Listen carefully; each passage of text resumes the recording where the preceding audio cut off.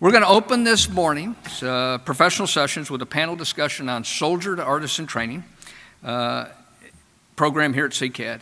And I can think of no better person to moderate and run the panel than Major General Jeff Slosher, who held a number of leadership positions with our Army. One, I would say, a culminating point probably in his career was commanding general of the 101st. But yeah, it's all about training. It's about having trained, well-led, well-equipped soldiers, and I think we're going to be very, very happy with Jeff and his panel. So, Jeff, with that, if you and your panel would come up, and I will turn the mic over to you.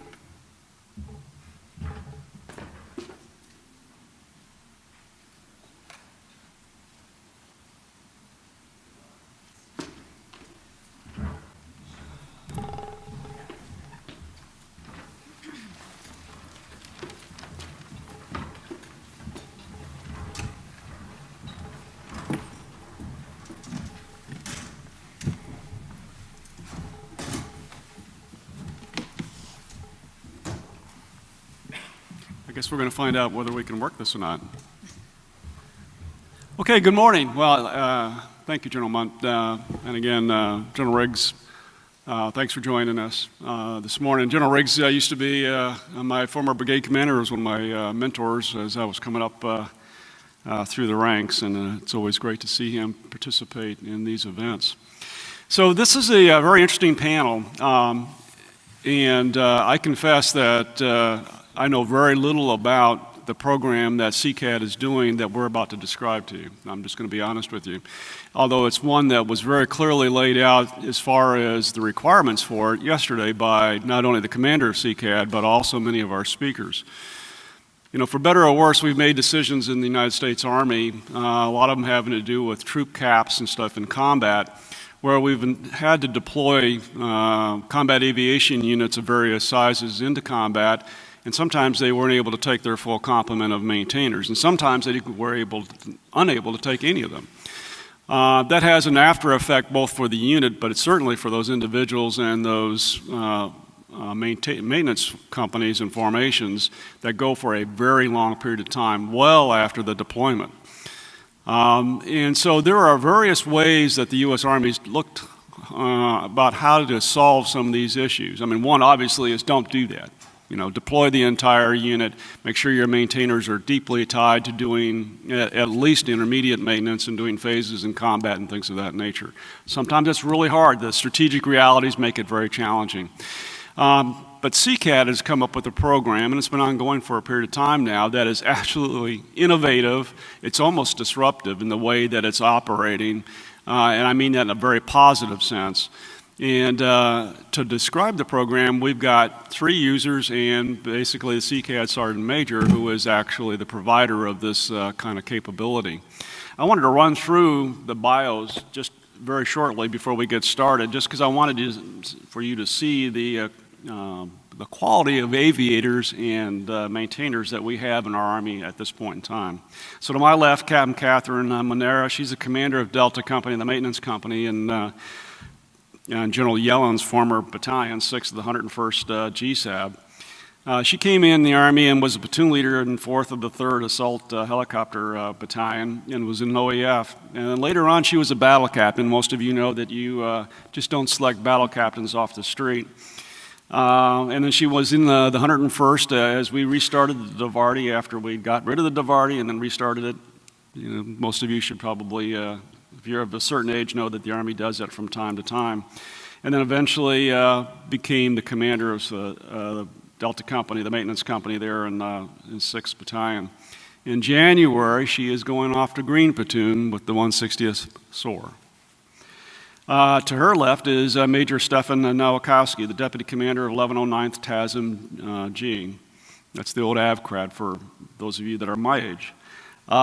He started off as a platoon leader in the 248th Engineer Battalion in a really tough place, 2003 in Ramadi, Iraq. And he was telling me that he enjoyed having Army aviation above him, and so when he was given the opportunity later after being the Battalion S4, 1st of the 169th Aviation Regiment, he actually went to flight school and became a Black Hawk pilot. Later was a company commander back in Kuwait and under OIF, and then also was an XO for an aviation task force at KFOR, and that's Kosovo, for those of you that recall that. He's an IP and he's a maintenance maintenance officer, for UA-60s, now at the 1109th. To his left is Sergeant Major Luis Felicioni, and he's the CCAD Sergeant Major. I probably don't have to say much for all of you that are in CCAD, but what I found fascinating is he's been around a little while as a Sergeant Major, as you'd expect. He came in as a 67 Romeo attack helicopter repairman. He's been a Sergeant Major for 12 years. Command Sergeant Major started off as the Command Sergeant Major, first of the third at Hunter. Then was the Command Sergeant Major of 602nd ASB at Scenic Camp Humphreys, Korea, by the way. And then later was a Garrison Command Sergeant Major at Fort Stewart, Hunter Army Airfield, and then the Garrison Sergeant Major in Hawaii, and obviously is here as the Sergeant Major. That's an incredible career. And then finally, last but not least, to his left is Chief Warrant Officer 5, Keith Shellstad. He's the BAMO with the 34th Cab. He came in as a repairman as well in 1980. Maybe you don't want me to say this, Chief, I'm sorry, but 1984. He has wisdom, not age.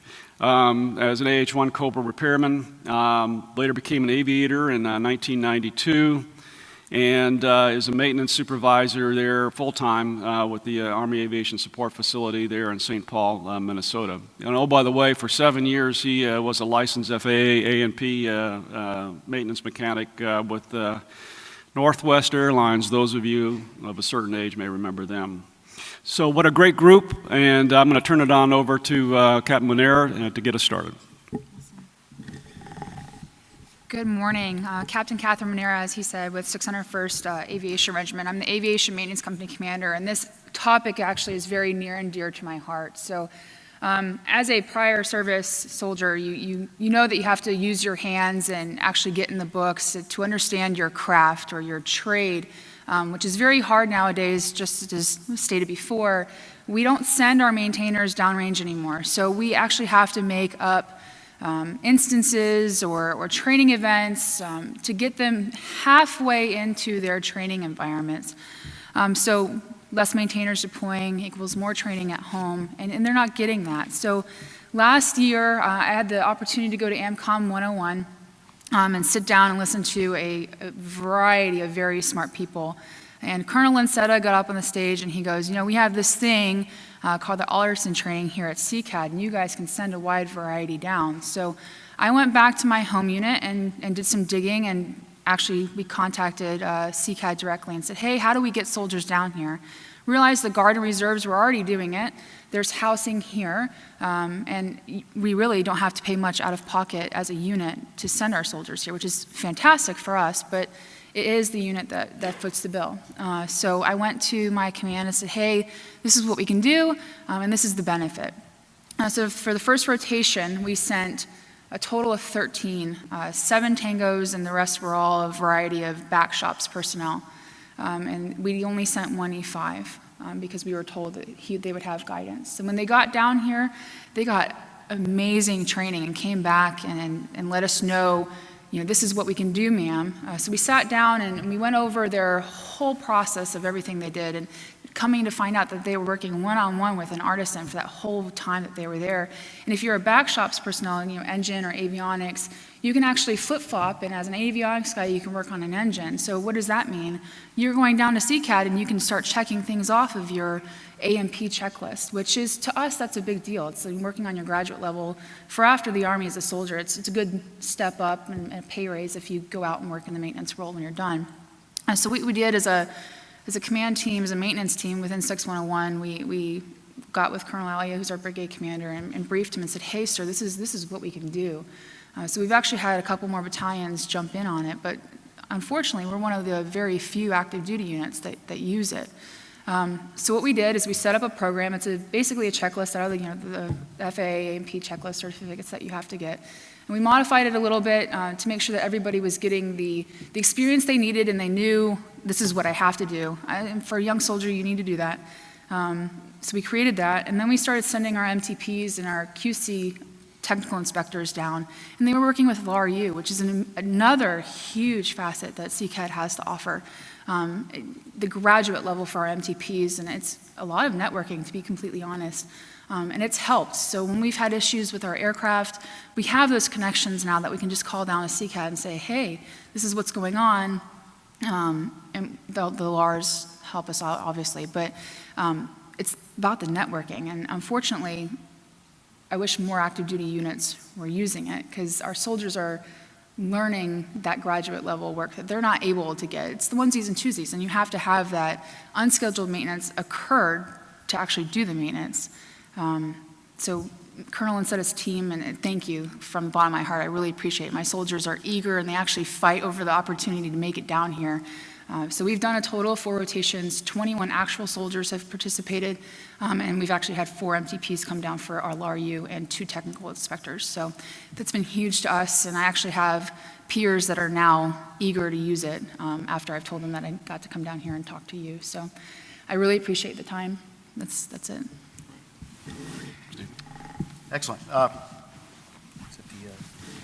we advance the slides. I think you just asked for no slide. Or do you actually want us to do it? Okay. He'll pull All yours right. up. Stefan, it's on you, man. It's on me. What could go wrong? That side means they're loading you. Oh, got it. Okay. So I'll start off. So good morning, everybody. My name is Major Stefan Nowakowski. I am the Deputy Commander for the 11th 9th TASMG. That's me right there. Right there. For 1109 TASMG out of Groton, Connecticut. I'm also the full-time facilities supervisor. I would do appreciate the Quad A and CCAD for inviting the TASMG community, specifically the 1109th, to come down here and talk about our long-standing relationship with CCAD, specifically a lot on the training side, and some of the benefits that we get as a TASMG.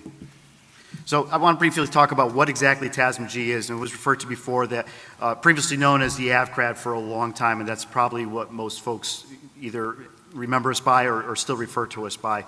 We are a theater aviation. We're now sustainment maintenance as opposed to the depot maintenance of the past with the change of the levels of maintenance. But we are a 06 command. We have 461 MTO soldiers as far as the unit goes. And our mission is a little bit different than the ASB, although we're very similar in structure to an ASB. We do have a large 296 soldier Alpha company, which is our maintenance company, with also the additional HHD, which is the staff support, and then the forward support company, which provides transportation, all the life support equipment for an MTO unit, a deployable unit. What's some of the unique things about the TASMG is that there's only 4 of them, and I'll talk about that in the next slide, throughout the country. So we're a relatively small community as far as the number of units. We are tasked with sustainment maintenance, also limited depot maintenance, which you can see by our mission statement right there, which is off our MTO statement. And we are also required to participate in a national maintenance program. So we do have some unique requirements that go along with that. And how we tackle it as the TASMG community is largely through the aerospace standard, the 9110 quality management system that allows us to work alongside elements such as CCAD on a professional basis. But we're here really to talk about the training basis and what CCAD does to make us better at what our job is. So the 4 TASMGs each have a designated support region. Each one is unique in personalities and in regional differences. So I'll speak on behalf of the Groton, the 1109th in Connecticut. However, each one of the TASMGs is very similar operated. So we have 14 states plus the District of Columbia, and within that is 21 aviation support facilities, which equals about 308 aircraft that we provide support to. How we do that? So we do it, we talked about the MTO, the unit side, those 461 soldiers. On the full-time side, we have about 270 full-time employees that come to work every day, Monday through Friday in Groton, Connecticut. We have 65 contractors that assist us with what we do, but the bulk of our workforce is either AGRs, which are active duty soldiers, Title 32 is really the only difference, or military technicians. And these military technicians are all dual status technicians, which means as a condition of their employment, they need to maintain their military membership in the National Guard. So out of those 461 unit soldiers, about 54% of them come to work full-time at the TASMG, at the facility every day. How does that translate into making us a better unit?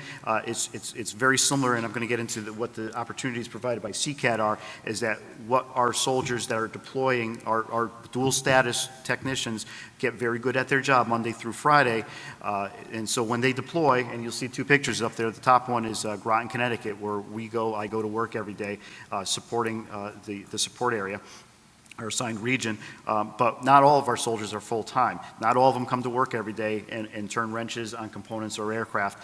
So there are some gaps that CCAD helps us fill is what we do. So some of how we provide readiness, and that's really what we do as a sustainment organization. We provide readiness to our support area, National Guard and aviation as a whole. We do participate in the UH-60. We call it on-condition maintenance. It's a PMI-1, a PMI-2, full structural repair and paint of a UH-60 Lima airframe. We do 8 of those every year. In fact, Pennsylvania just picked up their aircraft yesterday, so that completes 8 for the past 12 months on behalf of the TASMG. We do our repair and return lines, our RM lines. We do participate limitedly in the National Maintenance Program. We also have a unique fiscal management aspect to our organizations where we manage all the support area Class 9 dollars, which is about $60 million on average. So we do have our own resource management section. We do have a full paint and blast facility.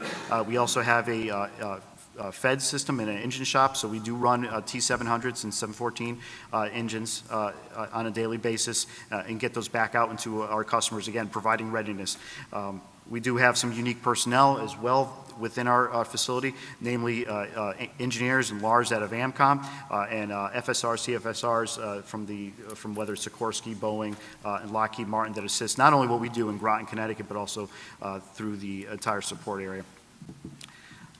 So what does CCAD, how do we benefit from participating in CCAD's training opportunity? So every year for the past multiple years, going back into the 90s, if you will, we traditionally send about 40 soldiers down to CCAD every year for our 2-week annual training. Again, we're Guard members, so we do still have the requirement for the 2-week annual training period.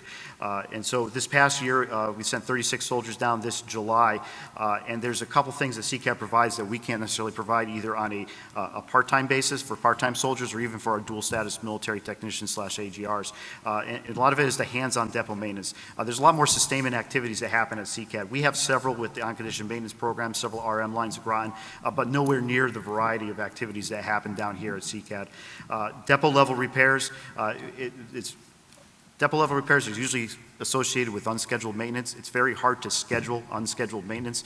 So we have those opportunities from time to time out in our support area, but there's no shortage of work down here, especially when it comes to structural repairs, sheet metal, and things like that, that we can get our soldiers an opportunity to work on. And then the classification, again, the TASMG and the AVCRAD have always participated in the classification missions overseas, especially with the retrograde operations. How do you get good at that? Is that you come down to CCAD or the other Army depots throughout the United States and you participate in those classification missions on the components and parts. There's great courses and training opportunities that are not provided anywhere else, at least not for the cost that CCAD provides or offers. Soldering, blueprint reading, measurement courses, LAR-U and things like that. These are great opportunities, and we've always had soldiers come down and participate in those, and nothing but positive feedback, and it's a great opportunity at minimal cost to the unit. Iterations as far as either NDI or components, working on components, and we talked about before, we in the Connecticut TASMG see very limited AH-64 work, very limited CH-47 work. However, the larger CCAD depot class activity down here provides those opportunities. The time to learn how to work on an AH-64 is not overseas, so what we can do is have our soldiers come down here given those opportunities and actually touch the aircraft, touch the components to get good at their go-to-war mission before they go to war. And then mentorship and instruction. We talked about before. So we have a lot of dual status military technicians and a lot of soldiers that come in for their initial 6 years, will maybe deploy, will maybe find after 6 years or 10 years that the National Guard or the military is not for them. So we have a much higher turnover than a lot of these civilian technicians or civilian employees down here at CCAD. So our turnover rate is I would guess would be quite a bit higher than a stable operation with a non-dual status workforce. So we're able to take the experience and the instruction from the employees down here at CCAT. We put our soldiers with them for 2 weeks, side by side, learning their trade, learning their tasks, and it's a great opportunity because you're taking that 30 to 40 years of experience and you're offering that to a young junior soldier who's just learning his trade, and it's been outstanding from our aspect. And Carlin said it, from your folks, every one of your employees that our soldiers have been able to work with have nothing but positive feedback. And the last thing I would talk about is really the awareness of some of the activities. So we come to forums like this, a lot of what the Quad A offers, so we're exposed at our level to what is happening on the national level, if you will, as far as sustainment activities for Army Aviation. When we come down here, every time we send soldiers down here for a 2-week opportunity, they generally come with an OIC, that captain, that junior major, or somebody like that. And it's a great exposure to them to see on the national level what some of the initiatives are taking place down here, because that really plays into a broader picture and how we as a Attachment G can fit into that and support it. So, but I Great, appreciate it. yeah. Thank you. Excellent. Thank you. Sergeant Major. Well, good morning. I'm Sergeant Major Filishoni. I'm the CCAT Sergeant Major. Through their experience and what they've expressed from their soldiers, explains it quite well as far as the benefits of coming to Corpus Christi. What I'll do is try to convey some information, some facts, and not necessarily go too in depth about the experiences they have. CCAT here executes a high volume of real-world maintenance operations. Soldiers receive hands-on repetition maintenance execution side by side with the highest skilled maintainers in the Army. This is key, that statement, because we don't train them necessarily, but they'll show them how to do everything, because training in the Army requires a POI and we don't have a POI. But the experience of working with experienced maintainers is definitely a benefit. And they get an opportunity to see the different parts of the components that they wouldn't normally see in their units, and have a better understanding of systems within that airframe. Some good key points when you come here to CCAD or send soldiers to CCAD. It would help if senior leaders came down and got a tour, an opportunity to see what their soldiers are going to see and understand what they're going to do as far as training. Clearly define the desired outcome of what they want to experience while they're here. I talk to soldiers when they arrive and say, if you're getting training and you got enough experience in one area and you want to move on to another area, just tell us. And we can adjust and do other things to help make this experience the most beneficial as possible. And they'll have some time off.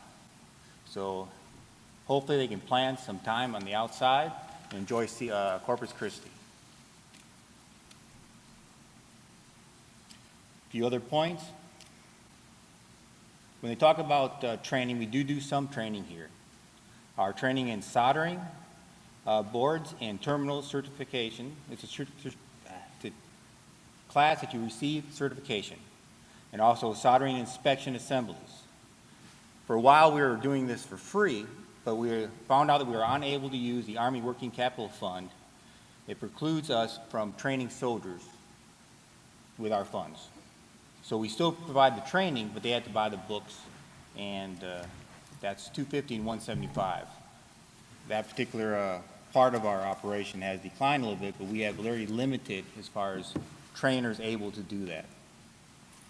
I think the biggest benefit is for soldiers to come down and work with our artisans. This is a storyboard from one of our recent visits. And they sent down aircraft power plant repairs, 15 Bravos, aircraft powertrain repairs, 15 Deltas, aircraft structural repairs, 15 Golfs, 15 Fox and Novembers, aircraft electricians and avionics, 15 hotels, hydraulic repair, and 15 uniform, helicopter repair.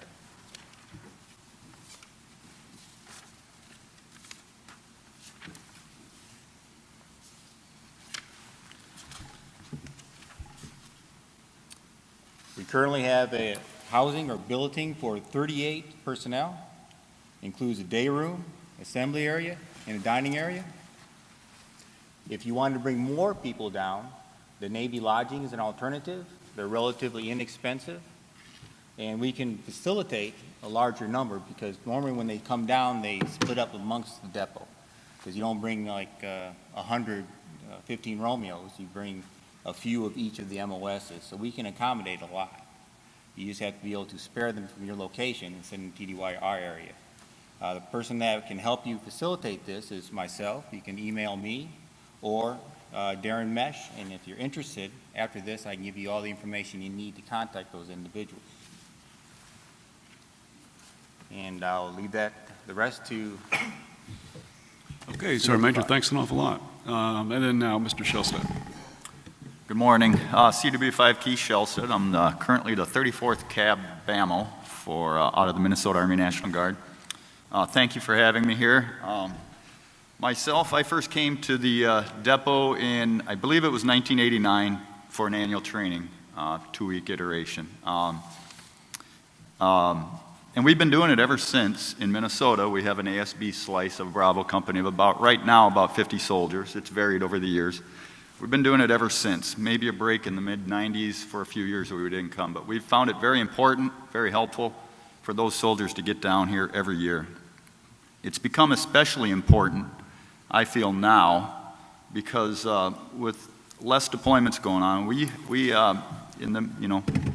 in the deployment years, we got a lot of experience. We'd send a new soldier out to a 1-year deployment to Iraq or Afghanistan, a maintainer, and they'd come back with a ton of experience. We're not getting that anymore. We've got a lot of new soldiers. And so we find that this training, especially for those, our ASB folks, is invaluable. We don't have the opportunity to send as many of our, we have an assault battalion, Delta Company. We don't send those as much because they're needed during their annual trainings to support the training that's going on with the aircraft. But certainly our ASB, those low-density MOSs, this is critical. That one time a year, they really get to dive deep into their MOS. Our traditional guardsmen, we don't have them all year. We have about, in our facility, about 50 full-time maintenance personnel. And they are our keys. Those are our key trainers out there in the units because they're doing it Monday through Friday.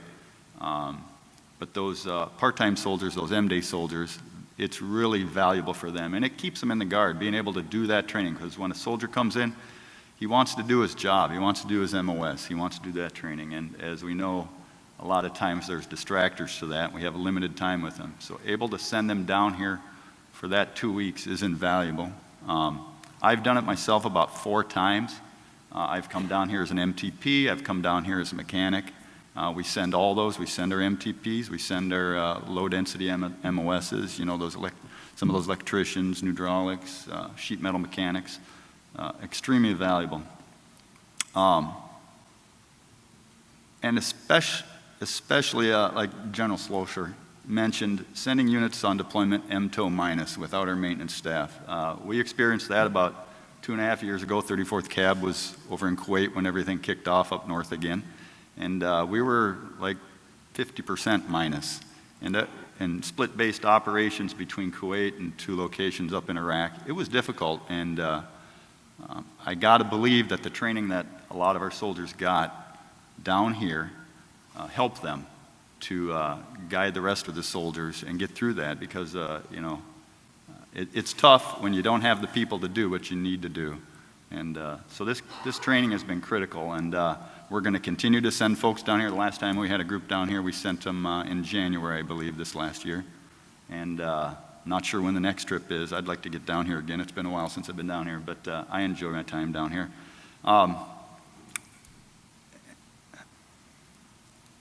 We have a core group of people in the Guard, and as the Major stated, those technicians that work full-time Monday through Friday, they really are the key in the Guard for that continuity to bring that experience over to the M-Day soldiers on the weekends. And but this training here is especially important also. And now that I've been down here, I'm thinking about, as a supervisor back at my facility, I'm starting to look at not just sending my M-Day soldiers, but also my full-time techs. We've just got modernized aircraft, and with that, less opportunities to do that unscheduled maintenance. And we're seeing the effects also on our full-time staff. I got a younger staff. They're just not working on old aircraft that usually give them a lot of experience. We got new aircraft, and I'm going to look into sending some of those folks down here on a technician basis to take advantage of some of this training. So thank you. Great. Yeah, thanks, Mr. Shellstad. You know, first of all, we have about 25 minutes, so if there are questions out there, we'll certainly get them going. But I've got a few questions, first of all, since, as I said, I confessed I didn't know very much about this program before I was asked to lead the panel. And yet now, after hearing about it, I'm pretty excited about it, and I think it's an area that would be very helpful for a larger part of our Army, both in the Guard and the Reserve, as well as the active Army to do.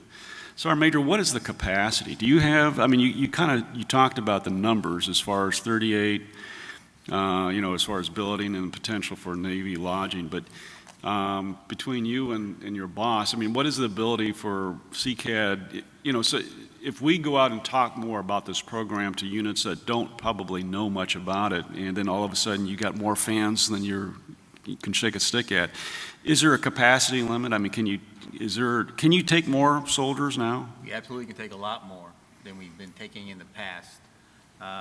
Exact number, I couldn't tell you. But, yeah, I don't. If you gave us a number Right. that you wanted to bring here, 50 or 60, or depending on what those areas are, we'd find out exactly what the capacity was. It would overwhelm us during given time of year. No, I don't even think I can give swag at it. The number of soldiers that we can think that we can take. Yeah, you typically do about 380 to 400 a year, only because our barracks only support so many during that 6 to 8 week time period. So.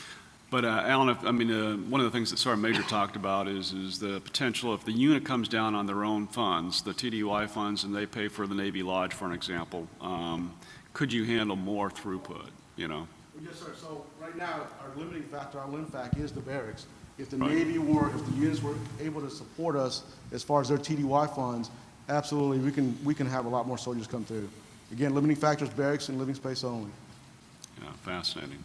The next question, I think this probably could be to you, Alan, Colonel Lancetta, is a question for you. That's great being a fairly senior old guy. I get to question whoever I want to. To what extent do you think that your peers, your fellow brigade commanders, battalion commanders, actually know that the program is out there and is something that they can participate in, both from the active Army, the Guard, and the Reserves? Yes, sir. That's a great question. So we have AMCOM 101 every year, and, Right. and Captain Monera is smiling And because she she's- probably heard it. So when I go up there and brief during the AMCOM 101, I always state that what our impact to readiness is, and that's the focus of AMCOM 101, is one, we have our depot field teams, and two, our soldiers come to train, and so, like Sergeant Major said, it's through repetition. And these soldiers get the best training from the artisans, like Major N said, is that they don't get this anywhere. So they'll break down an engine all the way down to a GG rotor. You and I talked very briefly Right. about this, and they won't do that in the field. So through repetition, they may do 0 engines in your units, but through us, they may do 4, 5, or 6 engines before they leave. And that's publicized at AMCOM 101 every single year, whether it's me, Sergeant Major, or one of my guys. We'll always brief that to the soldiers. And we also send that out anytime we have visitors, active duty or reservists. We always state that, hey, there's an opportunity for you to get your artists or your soldiers better at turning wrenches, period. So you and I know I was on the HADF last year, and one of the things we found out was because of 10, 15 years of contract support, our soldiers' skills have diminished. So we want to make sure we provide the opportunity to increase those skills at the unit level, because they're not getting what they were when I was a young platoon leader. So when we did phase maintenance in Iraq and Afghanistan, I remember my unit, we did it a lot with contractors. Our soldiers were doing other things. Right. So being a Kiowa Warrior Aviator, PPMs, our soldiers were proficient because we did PPMs. But when you do phase maintenance and someone else does it, that starts to diminish our skills. But to follow on to General Slosher's question, Sergeant Major, when you go down to the Aviation Senior Leaders Forum at Rucker, and you've got every single cab commander there and Sergeant Major, do you pitch this there? Yes, sir. On several occasions that we've been with all the aviation leadership, we have pitched it. That is correct. Sir, if I could, I think it's very much in the time that we're in now because it is the unknown, and a lot of people aren't going to reach out or go past that. So when I spoke, telling my peers, I have 4 peers that are aviation maintenance company commanders now, telling them about this and they're not at Fort Campbell, it's, oh wow, like that's amazing, and they're going to get on board. And when you have people like Mr. Mesh, who's your organizer for this whole program, he's amazing, and he will work with you. And it doesn't have to be one of us company commanders or officers. Your production control officer can reach out, and he's very user-friendly. But I think it's just a matter of people don't know what it is. And most of the time, it just doesn't get briefed down. Because, sir, you hear from us, or we'll talk to the higher level leadership, and if you have somebody that's been here and they're talking to their peers, then it's believable, and then they really want the experience also.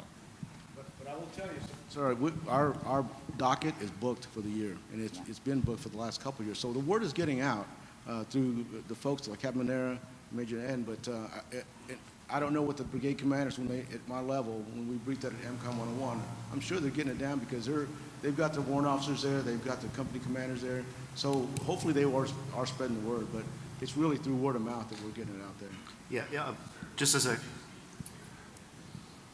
Yeah, they are. Yeah, just as a comment, like these aren't, Sergeant Major stated, there's no POI, these aren't ATARS courses, there's not that schoolhouse visibility.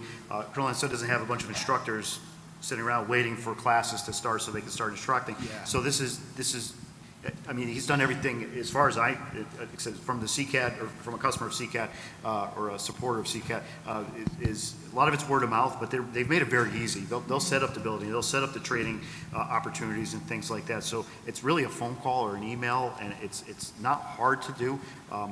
Units are busy, the op tempo is busy for a lot of units, but just as a point of note, like I said, this is not an ATARS course where there is visibility worldwide on what these training opportunities are. And we really want to keep it that way, sir, only because once having taught at TRADOC school, I know POIs, all the classroom requirements, we don't want to get that in the way. But our core mission is to get aircraft out, engines out, transmissions out. And once we start throwing that in there, that's really not our core competency. That's when we have to say, hold on a minute, what are we really doing here? What's the end state mission? So I think the way we're doing it now is probably right, just about right. Yeah, I mean, it strikes me, when I started thinking about this thing is that how do you produce an artisan, or how do you produce a highly competent, repairman or a supervisor and stuff like that? And it's a combination of schoolhouse training and then hands-on experience and then the wisdom of just years of doing that. And what you're not trying to replace, I think, with this program is that schoolhouse training. You already got a POI, you already got repairmen that go through that schoolhouse.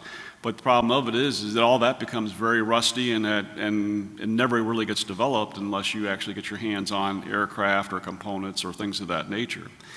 Mr. Harris. Yeah, Jeff, we just had a suggestion in the back of the room. It'd be an ideal situation for a Quad A magazine article to get it out to the field just informally. So great suggestion. Yeah, Thank no, you. I think that's a great suggestion. Yeah, I think, that's a really great suggestion, something that we can possibly do.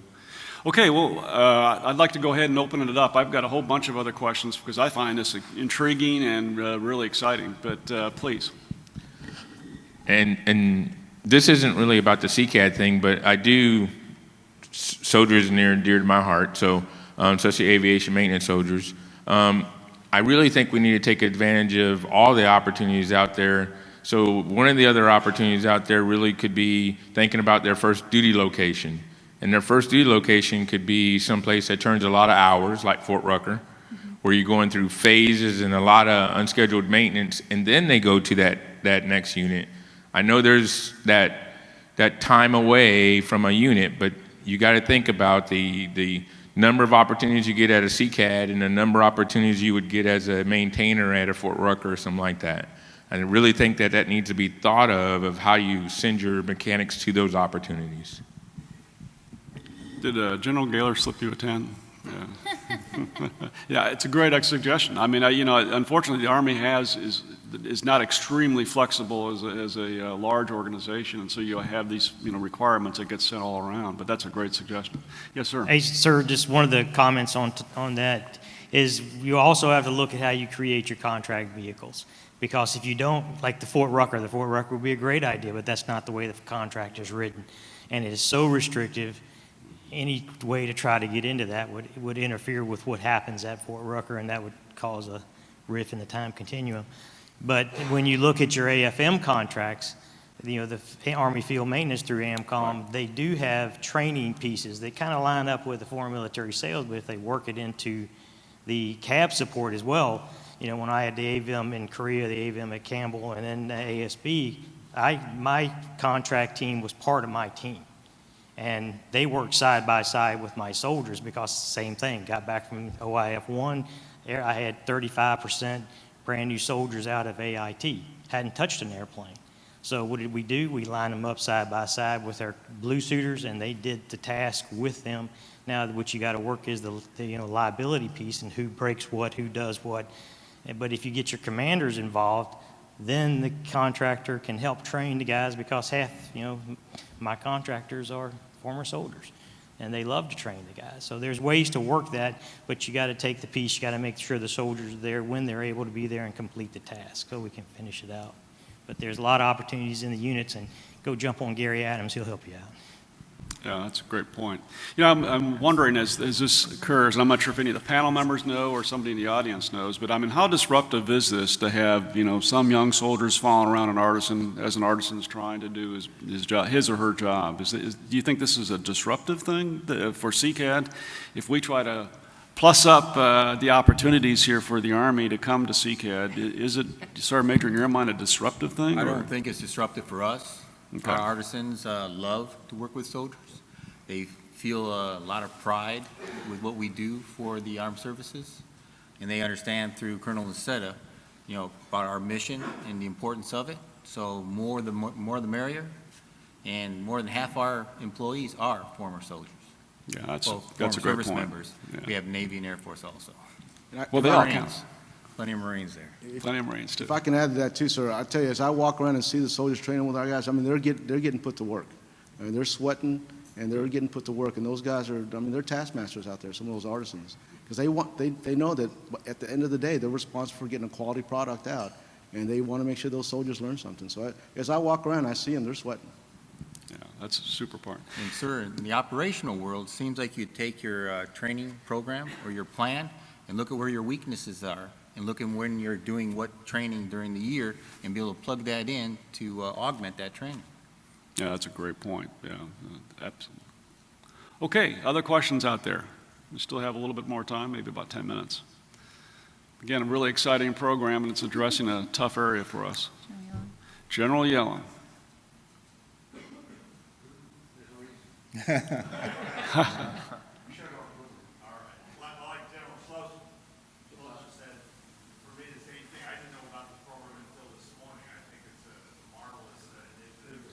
Hey, Howard, sir, just a second. Can you make sure Yes. the mic, there it is. Okay, is this better? There we go. Works really well. I can talk louder than you. You always do. I think this is a commendable program, and it reminds me a little bit like immersion training in the language arena, where you put somebody into a foreign country for a short period of time in order to immerse them in the language. And I think this has a similar ring to it. But question for Captain Munera, and I commend the 101st for funding this, and that a lot of times becomes the soft underbelly of all these initiatives is how do we get the money to underwrite this initiative. How difficult was it for you to obtain TDY funds? And then from the other panel members, have you seen any difficulty in being able to get your parent units to fund this kind of initiative? Because here we're talking about increasing the throughput through CCAD for soldier to artisan training, but there's a bill to be paid, and especially when you start ramping up, say, over and above barracks, but Army or Navy Lodge, off-post housing, stuff like that for 2 or 3 weeks. That bill starts to increase, and there's a lot of competing resources out and competing requirements out there at the division level, at the corps level, for those resources. So I'm interested in how difficult is it at the 101st, and if any of the other panel members have seen difficulty in obtaining TDY funding. It's really not difficult at all, sir. And the only reason I say that is because when they come here, we're only paying for the soldiers' travel and then their per diem, because they're put up in a very nice barracks situation. So it just, the predictability of the training itself and being able to brief that in your 6+ week training schedule and allowing the operations cell to plan that out in the budget it's very easy. But we're using our battalion training funds. We're not even dipping into the brigade's version of it. So it's really cheap. It's very cost effective on our side. I'd like to add to that. For us, we've been doing it for quite some time. It's a leadership priority, so funding is not an issue. We've been doing it, maybe the fact that we've been doing it for so long, the leadership has grown up and seen this, the current leadership. We also, like the captain said, it is not that expensive. We actually fly our soldiers down, usually in an Air Force C-130, get them down there. That covers the transportation. We stay at the lodging here. And as far as meals, we contract out. I know of late, we've contracted out with certain providers out in the economy to provide those meals. So the big thing, it's a priority. When it's a priority, funding is not an issue anymore for us anyway. A question I have for you, Mr. Shelson, I'm sorry, just real quick. You mentioned that you do it repetitively, Yes. right? And you also send leadership, NCOs and young officers? Absolutely, sir. Yep. Our MTPs, the command may not be down here the full 2 weeks, but they always come down for a leadership visit and they get the tour. And, because every year there's probably a different commander or a different leader at some sort. I know we've sent our SAOs come down here along with the battalion. We have, in our state, we have the battalion command. We have the HSC for the ASB in our state. So they come down. Yes. All leadership comes down and does that. Yeah. Is there a way, as I left Division Command of the 101st there for 15 months in Afghanistan, we were already taking advantage of contractors, so no phases were really being done at least most phases were not being done over in country in Afghanistan by our green suiters. They were being done by contractors. So what that meant was you had a young sergeant that could, over a period of time, go from being, a team leader all the way up into being a phase team leader, never had done a phase team. Had never done a phase. I feel the pain. Yeah. I felt it. Yeah. So, is there a way that this can be helpful, additive as well? Oh, absolutely. I know you're not pulling phases. You're doing something way different than that, much more. They get the experience, and when they go back, they're better at phases because they know the intricacies of that level of detail. Exactly. What I like to say, a phase is nothing more than unit level maintenance. It's a unit level maintenance task. We fortunately do phases. We've always done phases at our facility. We have a dedicated phase team. But phases are no more than unit maintenance. If they know that aircraft, they know the systems on that aircraft, they've worked on it, a phase is not that difficult. Then it's just the management of the phase, and that comes pretty quickly with our folks. Yes, sir. I'd just like to add to the per diem question. We had an incident a few months back where our barracks was out for a few days. We are working an MOU with the Navy right now, which will be well below the Navy lodge cost, less than $10 a day. So it'll be a backup to help folks, or if we're over the 38 we have. So we're trying to put that into place now. No, that's great. No, that's really super. Okay, other questions or comments? Yes, sir. Good morning, sir. I'm Jim Johnston, retired CW4 CCAD, and I'm sitting here listening to you discuss the interphasing the field soldiers, National Guard, Reserve, and the active Army with CCAD. Well, I was kind of in on that. I was at CCAD from 70 to 78, and we got so we started getting some complaints in from here and there. And so what I would do is I would go to aircraft delivery, and I would find out when an aircraft needed to go somewhere. I would call AVSCOM, and on their dollar, I would go deliver the aircraft to wherever, and I would go over this with the people on site if they had a problem. I would also, on occasion, have our aircraft worked on if I had a minor problem develop on the aircraft en route, because it's just out of depot. These ones were just off the hangar floor, and we just finished test flight on them. But it was during that era that the commander We started training the 2-week period with 1 week, 2 week, and we didn't have, I wasn't aware of any great problems they had coming up with the money. ABSCOM was in on it because they knew what I was doing, and many times we run into big problems, and next time I went, I'd take the colonel with us, we'll take the U-8 or whatever, but we would go to that site. A good example, I did the 540 rotor system always gave us a lot of trouble in the Army. And in the field, we were getting, these are approximate numbers, we were getting, say, 30 to 40% life out of that 540 rotor system. The Guard, I went into California to the National Guard facility there, and that I had a pretty good group of vibrations that I was feeling more than I wanted to take to the unit. So I knew that the California Guard didn't have any trouble with their 540 rotor systems. They were getting near 100%. So I said, well, this was a good chance for me to learn. So I went in and I asked them how they were doing it. And they had Mr. Chadwick out there, Chadwick Tracker Balancer. And I left there, I spent a couple days here, but when I left there, even with our test pilots, with all the knowledge we had at the depot, nothing could make them that smooth. So when I got back and reported to the commander the next week, we had Mr. Chadwick and his tracker balancer at Corpus Christi Army Depot with UCOM's approval. And that's just one example. I mean, our overnight, we went from 30, 40% to 75, 80%. But we did this, then we researched, and then the more I got out and the commander started going with me, or some of the other officers in the depot, and we started looking around. And that's where we initially got the two-week training. We allowed them to come down. We didn't have any great problems. We had a little bit more bear extent than you got now.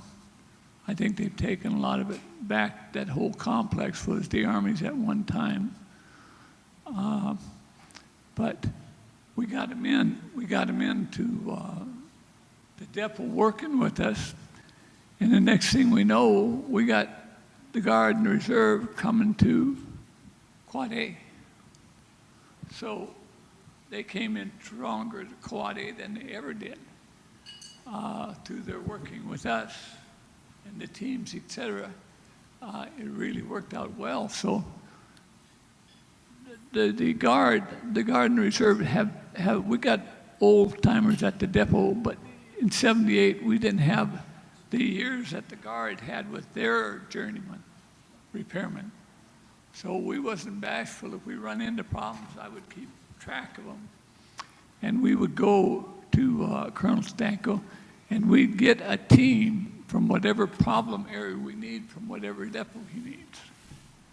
We need it from. We had it overnight. It was just phone calls between the bosses, and AVSCOM was on board. So it was working out pretty good for us. So then the Guard and Reserve started paying more time with us here at Quad A. So I seen a pretty good influx. So we were all helping one another, but the Guard and Reserve had those oldest journeymen. It wasn't the depot at that time, it was the Guard and Reserve. So they would come in and work with us, and we went out. I'd go to all 4 of your depots. Next thing you know, I said, why don't you guys come send more people to Quad A? They did. And we got to the point where if we had a problem, I'd just call the depot. I'd call whichever one of the depots we needed. And we'd have a team down there in 2 or 3 days working through AVSCOM. And they were providing a lot of the monies for this. But that's why we all got to working together. And then when we lost fixed wing there, that cut down some of us, because when we had big problems like the engine problem out at Fort Bliss back in about '76, the sand would just blast in their compressor blades so bad that you couldn't make the required top outs with it.